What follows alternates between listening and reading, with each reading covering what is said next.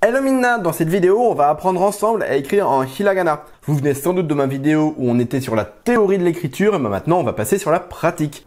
Et pourquoi une vidéo pratique? Parce qu'en fait, en hiragana, comme dans toutes les autres écritures japonaises, on écrit selon un ordre des traits bien précis. Écrire bien japonais dans le bon ordre des traits, c'est preuve que vous savez écrire et que vous faites attention à ce que vous écrivez. Et les japonais vont apprécier cet effort-là de faire bien comme il faut.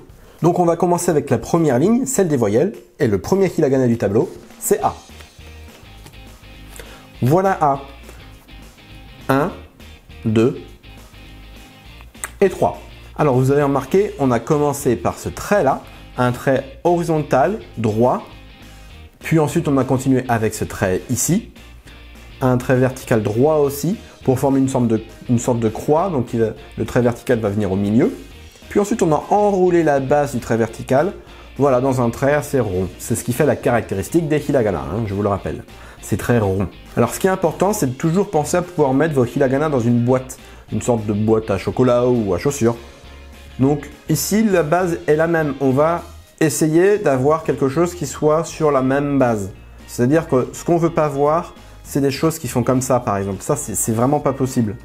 Il faut vraiment que ici et ici, ce soit au même niveau. Enfin, on va essayer de garder des proportions qui soient assez harmonieuses à l'œil. Ensuite, le hiragana I. Donc là, c'est en deux traits, vous avez vu, c'est assez simple. Par contre, ce qu'il faut bien faire attention, c'est avoir cette sorte de verticalité. C'est-à-dire que c'est pas quelque chose qui doit être droit, c'est un hiragana qui est naturellement penché un petit peu sur la gauche. On a un crochet ici, c'est important de le noter. Avant, donc, quand on écrivait avec un pinceau, ça se répondait à ce niveau-là, d'accord? Donc, on traçait ici, on relevait un peu le pinceau, on revenait ici et on plaçait. Donc, il y avait des fois une petite trace d'encre ici. C'est ce qui explique pourquoi ce tracé-là doit être ici et c'est ce qui explique aussi pourquoi vous pouvez le trouver un peu comme ça, mais on n'écrit pas du tout comme ça. Ensuite, le hiragana U. Comme vous avez pu le constater ici, on a un petit trait qui n'est ni vertical ni horizontal. On peut dire qu'il est à 45 degrés, allez, soyons fous. Il ne va pas toucher la seconde partie, c'est par lui qu'on va commencer. Ensuite, on va faire une espèce de forme ronde ici, à moitié. Ce qu'on ne veut pas voir, c'est des choses comme ça. Ça paraît extrême, mais bon, voilà, des fois on voit des choses dans les cahiers des élèves, ou penché ici, ou complètement vertical. Ça, c'est pas possible. A, I, U et O, donc après U et qui commence exactement avec le même petit chapeau. Hop. Mais ensuite, on va venir faire une forme un peu comme celle-ci, en un seul trait. Ce qu'on va éviter, c'est des choses comme ça ou comme ça. On doit vraiment garder cette notion-là où on va remonter le long du trait le plus possible. 1 et 2. Pour terminer cette première ligne, le hiragana O. Alors, vous devez vous dire qu'il ressemble au hiragana A, et c'est pas faux. Cependant, vous avez vu, la barre verticale ici ne s'arrête pas et repart faire une boucle pour s'arrêter encore une fois au niveau du sol. Puis là, on a une petite apostrophe qu'on trouve de cette manière-là. 1, 2 et 3. On va ensuite continuer avec la ligne des K. Et donc, bien sûr, pour commencer, le hiragana K. On commence par cette partie-là. Attention, primordial. Puis ensuite, un peu dans le parallèle à cette partie-là, on va venir faire un trait qui va trancher. On va essayer que ce soit harmonieux entre cette partie-là et cette partie-là. Puis ensuite, et là c'est souvent l'erreur c'est quasiment tout le temps l'erreur des apprenants, c'est de faire une petite barre ici, alors qu'en fait, il faut en faire une grande qui fasse à peu près toute la longueur du hiragana. Dans un angle qui soit un peu opposé à celui-ci, disons que là il y a un miroir, voilà, ça se reflète, c'est un peu l'idée. Alors pourquoi je dis qu'il faut en faire une grande ici? Parce que ici, si vous en faites une petite, quand on va rajouter les tenten que voilà, ça va devenir super chelou, imaginons. On n'a pas 3 tenten, on en a que 2, donc il faut bien différencier.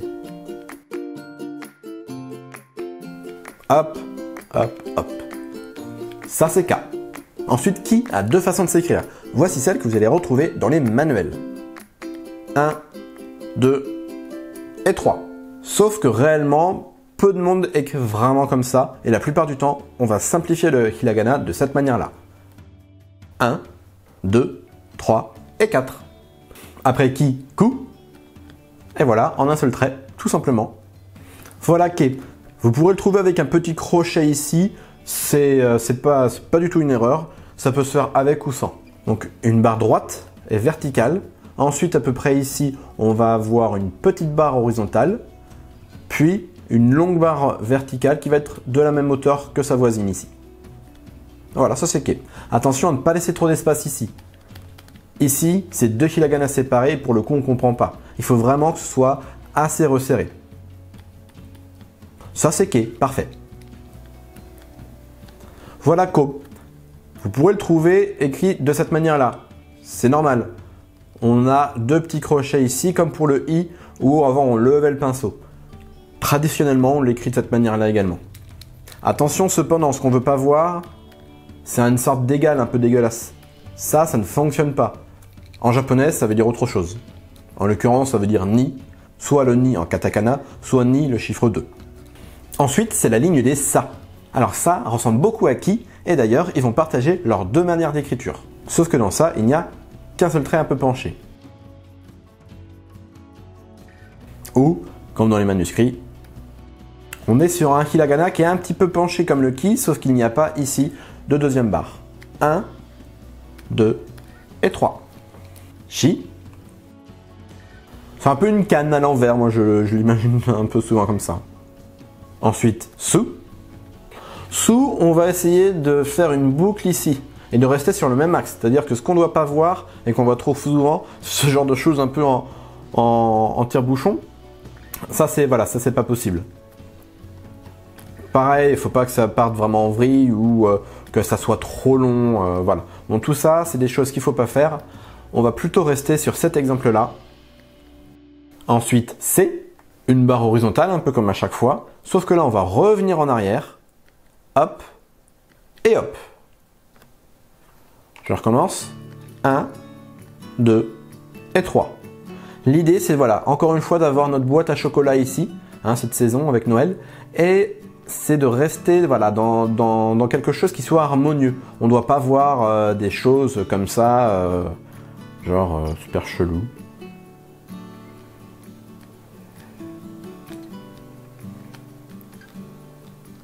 Hey, salut mon mignon! Et en conclusion de la ligne des sa, so. On est sur un zigzag, mais un zigzag voilà, entre deux murs. On ne doit pas voir des choses comme ça ou voilà, hein, tout ça c'est pas possible. Je recommence donc. Un zigouigoui là, mais voilà, entre deux murs. Puis vient la ligne des ta, en commençant donc par le hiragana ta. Donc ici, on n'a pas une barre verticale comme dans les autres, on a toujours notre petite barre horizontale pour commencer, mais là voilà, on va avoir quelque chose d'un peu plus, qui prend un peu plus son envol à la base. Cependant, on commence bien du haut. En dessous, un peu sous son aile, on va retrouver un petit ko. 1, 2, 3 et 4. Bien pensé comme dans le ko au crochet ici. Ce qu'on ne veut pas voir, bah bien sûr, c'est des choses comme ça. On comprend, mais bah c'est sale. Ensuite vient chi, qui va ressembler à un sa mis en miroir, sauf que celui-là, il n'y a qu'une seule façon de l'écrire, et c'est celle-ci. Donc ici, attention, le chi par contre est bien droit. Hein. Pas question de voir ce genre de choses. Et bien sûr, pas question de voir ce genre de choses. Hein. Ça, c'est absolument impossible. Donc je recommence. 1 et 2. Tout est très simple puisqu'il va s'agir de ne faire qu'une sorte de vague, un petit bump. Hop là. Hop là. Hop là, qu'est-ce que tu vas faire? L'idée, encore une fois, bah, c'est d'être dans une boîte. Donc on ne doit pas voir des choses qui dépassent ou des coordonnées, voilà. L'idée, voilà, c'est de vraiment revenir un peu sur ce trait et voilà, faire quelque chose d'harmonieux et de joli. Et pour terminer la ligne des ta, to, en deux traits, un petit trait vertical et ensuite une forme de cette manière-là, un petit peu arrondie, ouvert donc sur la droite. Alors bon, bien sûr, ce qu'on ne veut pas voir, c'est des choses qui vont dépasser ici. Hein, ça, c'est pas to. Ou des choses mal placées, bon ça c'est pas tôt non plus, ok? Donc 1 et 2. On continue avec la ligne des N. Donc ça c'est na. Vous avez vu, un peu comme le ta, on a quelque chose de penché, mais attention, à l'inverse du ta, ici on est sur des petites formes. Voilà, d'ailleurs ça c'est un A qui est un petit peu plus correct parce que justement cette partie-là est plus petite, un peu plus aérienne. Si on sépare en deux là ici, on doit vraiment avoir un triangle ici et un triangle là de la même taille. Je recommence. 1, 2, 3 et 4. Enfin, un nid est composé de 3 traits assez simples, une barre verticale et en centre, 2 traits de la même longueur et parallèles, un peu comme un égal. Nid. Vous pouvez le trouver avec un crochet, c'est pas gênant. 1, 2 et 3. Nous fait partie des hiragana les plus complexes à apprendre pour les débutants. C'est un hiragana qui est assez rare, qu'on emploie peu et qui a une graphie très particulière. Il va se composer d'une barre ici, puis ensuite d'un enchevêtrement d'une boucle et d'une petite boucle qui vont faire sa spécificité. Concrètement, ça donne 1 et 2. On va veiller à avoir toujours une harmonie, même si c'est pas très simple avec ce hiragana là, et surtout d'avoir cette boucle là. Ici, c'est important de l'avoir car sans cette boucle, ça devient un autre hiragana, ce qui rend la tâche encore plus complexe. Attention, pas comme moi, à faire quelque chose de droit ici, au sol toujours. 1, 2. Nez est assez compliqué aussi, je vous invite directement à regarder. Une barre verticale et droite, assez longue. Puis ensuite, on va avoir une forme en un seul trait qui va venir s'enchevêtrer autour. 1, 2 et 3. Je recommence. 1, 2. Attention, comme pour nous, la boucle est importante. Sans elle, ce n'est plus né, mais un autre hiragana. Pour terminer avec notre ligne des N, un hiragana assez simple, no. Donc l'idée, comme toujours, c'est d'avoir le même sol, d'avoir quelque chose ici d'harmonieux. Et de ne pas dépasser là surtout. Ça peut toucher, mais attention, ici ça ne termine pas, donc ce n'est pas bon. Et surtout, ça ne doit pas dépasser. Ça, c'est pas no. Donc on doit rester sur quelque chose d'assez simple et d'assez harmonieux. On arrive à l'avant-dernière ligne complète du tableau des hiragana, la ligne des H. Je vous rappelle, la ligne des H se prononce expirée. Ha, hi, hu, hei, ho. Voici donc ha. On a une première barre ici, comme dans le quai, qui doit être verticale. Puis ici, un petit trait horizontal. Et là, aux mêmes hauteurs, toujours dans une boîte à chaussures, cette fois-ci. On a ensuite une forme avec une boucle ici qu'on doit bien voir apparente. C'est pas quelque chose comme ça. On recommence. 1, 2, 3. Attention ici, ça doit être aux mêmes hauteurs à peu près. Hi s'est fait en un seul trait et ressemble un petit peu à un oméga qu'on aurait retourné, puis un petit peu, un petit peu funky quoi. Donc il y a des petites ailes ici dont il est important de notifier la longueur. Pas question de faire quelque chose de trop petit, ce sera illisible. De plus, ce n'est pas un V, c'est bien quelque chose d'arrondi au possible ici. Hu est un peu particulier. Dans la langue japonaise, le son F n'existe pas. Il n'y a pas de fa, fi, fou, fe, fo par exemple, ça ferait un peu bizarre. Mais le son hu n'existe pas non plus. Pour ce hiragana suivant donc, il se prononce entre le fu et le hu. Seconde chose qui le rend particulier, il a une graphie spécifique qui le distingue entre tous les hiragana. On va commencer par un petit trait ici, vertical mais dans l'autre sens de ce qu'on a l'habitude de tracer. Hop. Puis ensuite on va faire une sorte de nez. Moi je vois toujours ça comme ça. Et là on va coller des petites ailes. On a hu. Hu, hu, hu, hu. 1, 2, 3 et 4. Faites bien attention à la direction de vos traits, comme ceci. He va se tracer en un trait.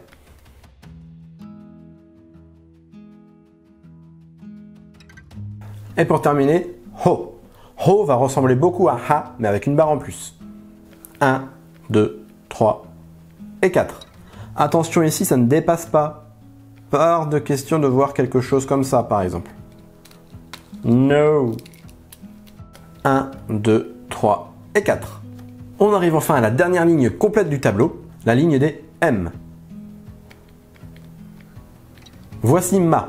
Il y a donc deux barres de même longueur parallèles traversées par ce signe qu'on a l'habitude de voir désormais dans Ha et dans Ho. 1, 2 et 3. Mi se trace en deux traits et non pas en trois. 1 et 2. On va bien faire attention à avoir quelque chose quand même d'assez long ici. 1 et 2. Hors de question de voir quelque chose comme ça, par exemple.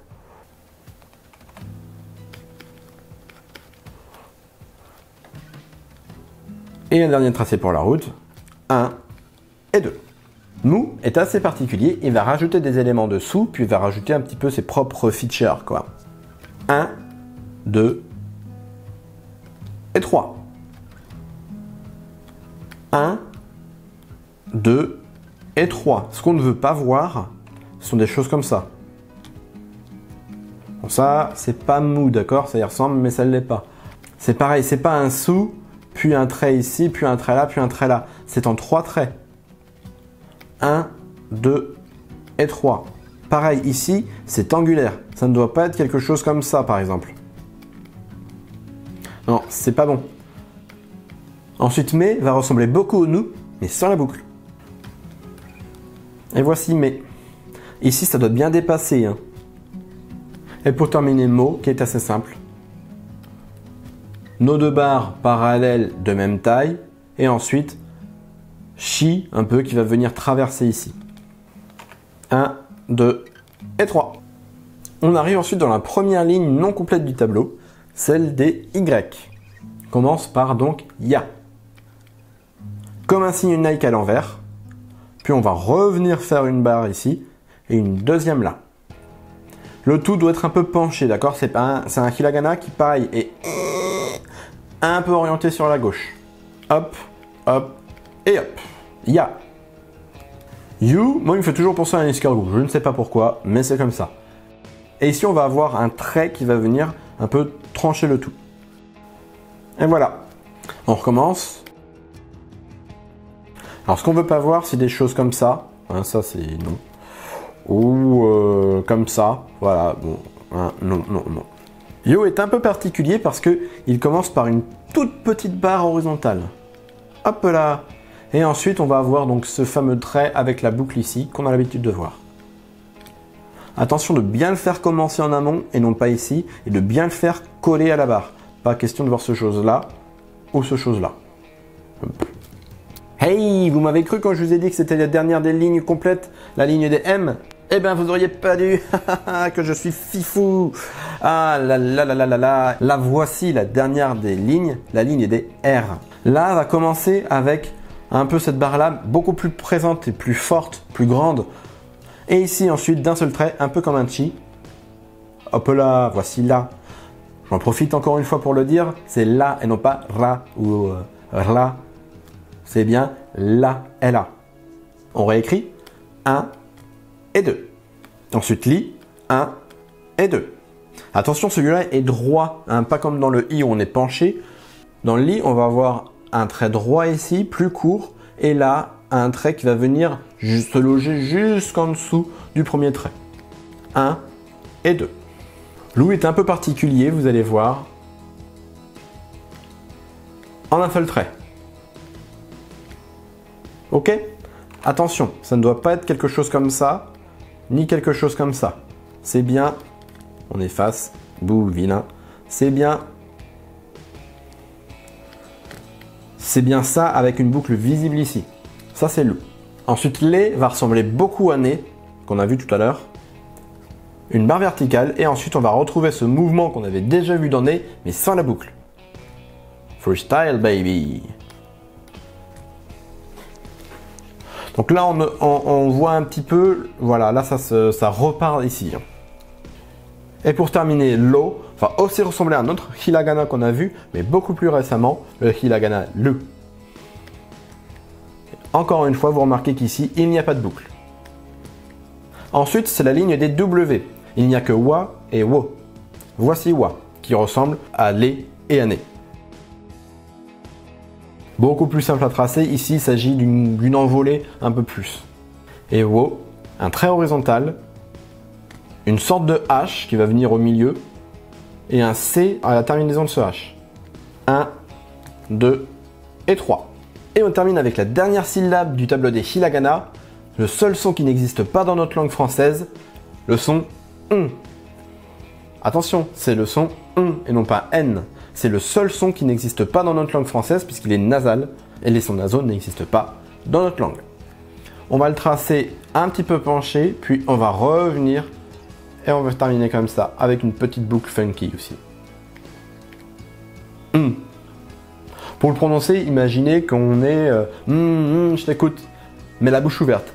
C'est de l'entraînement, de la pratique quotidienne, du talent, s'il faut bien le dire. Et voilà, cette vidéo pour apprendre à écrire les hiragana est désormais terminée. Quelques petits conseils avant de se quitter. Tout d'abord, pour apprendre à lire les hiragana et à les écrire, la meilleure chose après avoir vu cette vidéo, c'est de recopier, je vous l'ai déjà dit, mais c'est très important, le tableau maintes fois, n'est-ce pas? C'est important. Deuxième petit conseil, une fois que vous avez recopié complètement le tableau, vous allez le connaître par cœur, c'est très bien, mais vous allez avoir besoin de piocher les hiragana dont vous avez besoin pour écrire. Par exemple ici j'ai écrit Owari, qui veut dire donc fin, terminé. J'ai dû aller chercher dans mon tableau des hiragana, le hiragana O, Wa et Li. Vous allez voir que vous allez savoir recopier le tableau, mais vous n'allez pas forcément avoir appris chaque hiragana indépendamment. Pour ça, la meilleure façon, c'est la façon à l'ancienne. Vous prenez une feuille A4, vous la coupez en autant de petits carrés qu'il y a de hiragana dans le tableau, et sur chaque face, vous allez écrire le hiragana en question. Vous retournez le petit papier et vous écrivez son équivalent en romaji. Ainsi, quand vous allez avoir fini, vous prenez tout dans une trousse, par exemple dans un sac, vous le mélangez, puis vous jetez les papiers sur la table, et à chaque fois que vous allez avoir la face hiragana, vous allez écrire sur une feuille à part son équivalent en romaji, et à chaque fois que vous avez le côté avec les romaji décrits, vous prenez une autre feuille et vous écrivez son équivalent en hiragana. Et de cette manière-là, c'est à l'ancienne, mais c'est hyper sympa, puis bon, ça fait apprendre. Bon, bien sûr, il y a des applications maintenant qui permettent aussi de faire ça, des sites en ligne, mais voilà, en faisant ça rapidement, c'est pratique et ça s'apprend super vite, je vous le promets.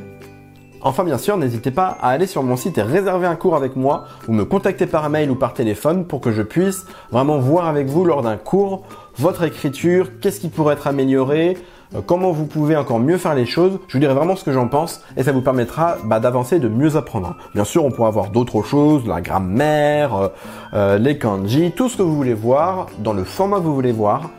Avec le premier cours bien sûr offert. Et profitez-en, c'est Noël, c'est les cadeaux. J'offre 10% à toute personne qui réserve un cours pendant le mois de décembre.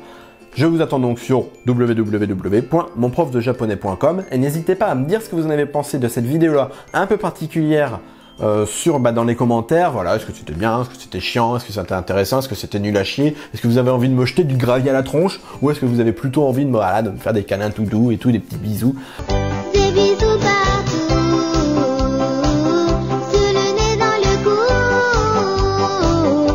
Et enfin bien sûr, faites tourner cette vidéo, montrez-la à vos potes, à votre famille, voilà, distribuez-la sur Facebook, ça peut toujours aider, c'est toujours pratique de bien voir sans main qui gêne, voilà, un peu normal, pas avec un pinceau ou quoi que ce soit, on écrit normalement et vous voyez tout. Sur ce, je vous souhaite un excellent apprentissage des hiragana, amusez-vous bien et à la prochaine!